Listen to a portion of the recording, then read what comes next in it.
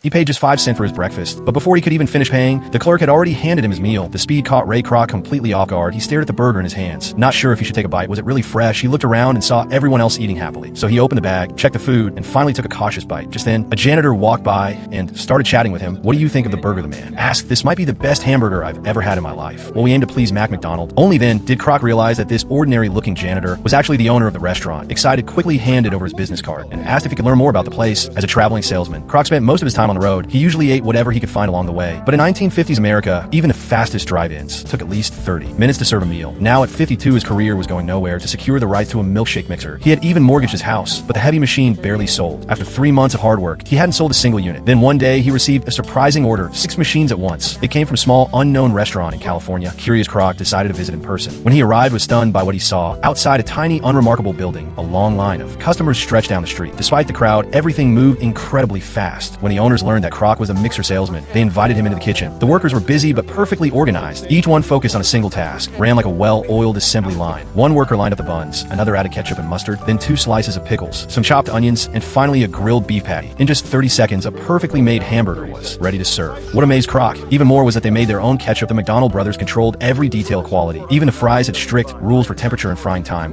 New employees could learn the process in no time. Kroc was deeply impressed. Over dinner, he couldn't wait to ask how they achieved such efficiency. The brothers eagerly share their story. Unlike other restaurants, Donald's focused on one thing: speed. They built their kitchen like a production line. Instead of delivering food to customers' cars, they had people line up to pick up their own orders. That alone saved a huge amount of time and labor. They replaced plates and utensils with paper packaging, which made eating easier and eliminated the need to wash dishes. They also discovered that burgers, fries, and Coke made up more than 87% of their sales, so they cut the menu down to those 3 items. By focusing on what mattered most, they could guarantee speed and consistency to design the most efficient kitchen. The brothers drew the layout on a tennis court. They placed every piece of equipment on the ground and had employees practice moving around. Whenever a movement caused interference, they erased the lines and redrew them. After countless trials, they perfected the flow. In that small space, everyone could move quickly without getting in each other's way. They remodeled the kitchen exactly according to their final design. The result was a restaurant that was both fast and wildly popular.